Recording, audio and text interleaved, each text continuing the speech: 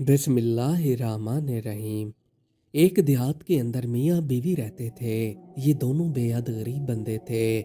मियाँ मेहनत मजदूरी करके पैसा कमाकर घर ले आता।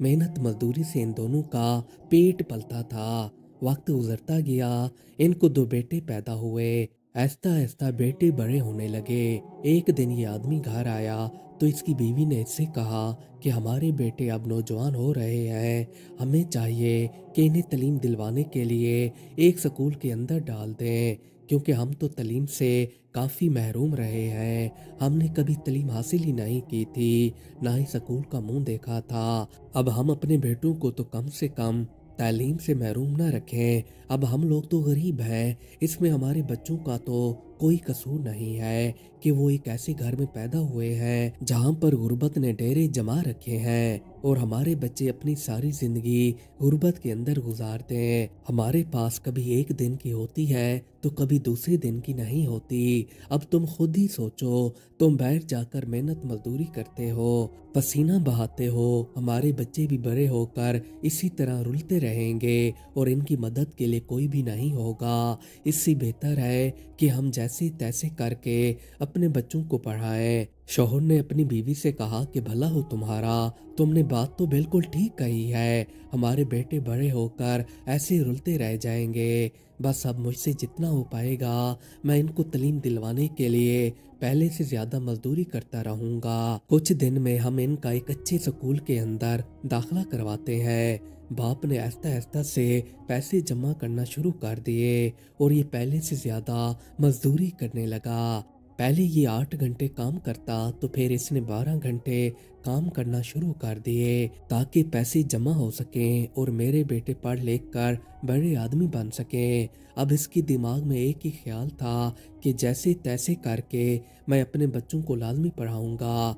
कुछ दिनों बाद इसने घर आकर बीवी से कहा कि कल को बच्चों को तुम तैयार करना, मैं इन्हें एक स्कूल के अंदर एडमिशन दिलवाने के लिए ले जाऊंगा। जैसे सुबह हुई तो बीवी ने अपने बच्चों को तैयार किया और तैयार करके मियाँ के साथ रवाना कर दिया। इसने एक स्कूल देखा जो इसे काफी अच्छा लगा। ये इस स्कूल के अंदर चला आया। यहाँ पर आकर इसने हेडमास्टर से बात की और इनसे कहा कि मेरे बच्चों का एडमिशन कर दें। जब हेडमास्टर ने देखा कि एक सादा सा बंदा जो कि काफ़ी गरीब है, इसके बच्चों का मैं एडमिशन तो कर दूं, पर क्या पता ये मुझे हर महीने फीस देगा या नहीं। हेडमास्टर ने इससे कहा कि मैं आपके बच्चों का एडमिशन करने के लिए तैयार हूं, पर ये ना हो कि आप इनकी फीस देने में कोताही कर दें। अगर आपने ऐसा किया तो मैं आपके बच्चों को स्कूल से निकाल दूंगा। इस गरीब बेचारे आदमी ने हेडमास्टर के मुंह पर देखा और खामोशी के साथ एक हसरत भरी आह भरकर कहा कि जनाब, जब तक मैं जिंदा हूँ उम्मीद काफ़ी है अल्लाह ताला मुझे बेइज्जत होने से बचा लेंगे और मैं अपने बच्चों की हर महीने फीस देता रहूँगा। हाँ, ये और बात है, मैं मर गया तो फिर आप इन बच्चों को लावारिस समझकर निकाल दीजिएगा, पर जब तक मैं जिंदा हूँ उम्मीद काफ़ी है मैं ऐसा नहीं होने दूंगा। मुझे मेरे रब पर यकीन है। इसने अपने बच्चों को स्कूल के अंदर दाखिल करा दिया।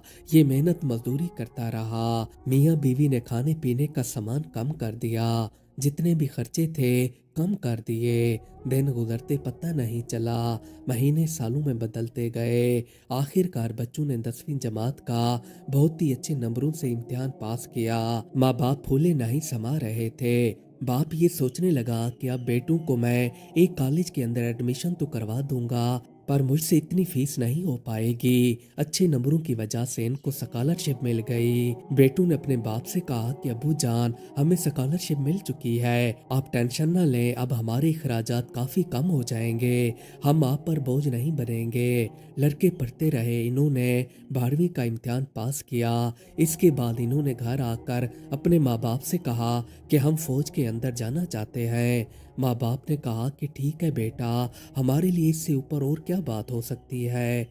फिर इन्होंने फौज के अंदर अप्लाई कर दी तो इनको फौज के अंदर काफ़ी अच्छी पोजीशन पर रख लिया गया। अब ये फौज के अंदर भी आगे पढ़ते भी रहे और साथ साथ इम्तिहानात भी देते गए। इनकी तरक्की होती गई। इन्होंने अपने माँ बाप को एक अच्छा सा घर बनवा कर दिया और ये इसके अंदर रहने लगे। बेटे इनके काफ़ी ऊंचे मर्तबे पर फैज हो चुके थे।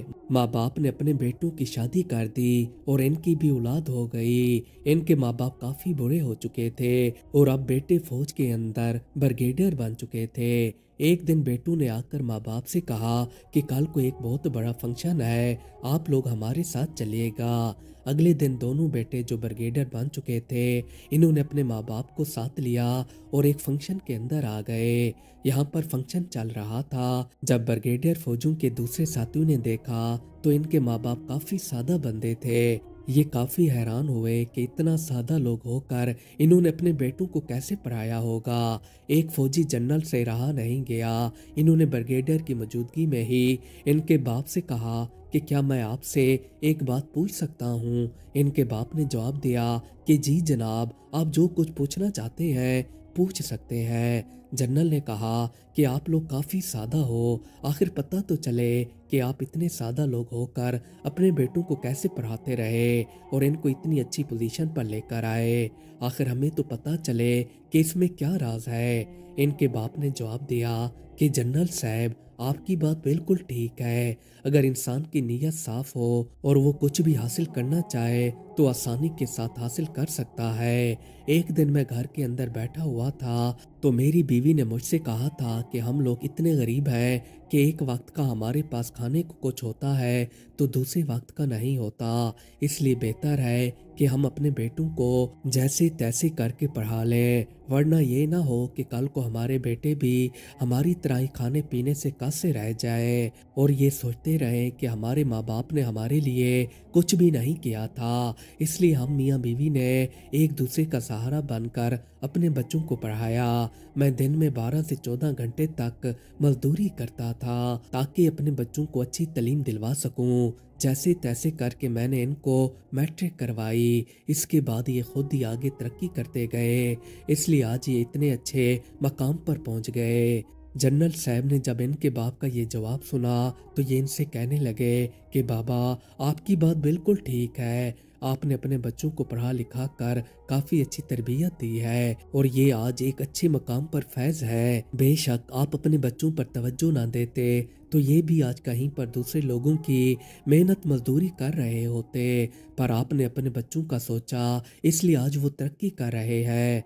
ये सब आपकी मेहनत का सिला है। अगर हमारे मुआशरे में भी लोग अपने बच्चों के बारे में ऐसी सोचने लग जाए तो वो भी कामयाब हो जाएंगे और इनके बच्चे भी पढ़ लिख कर बड़े आदमी बनेंगे।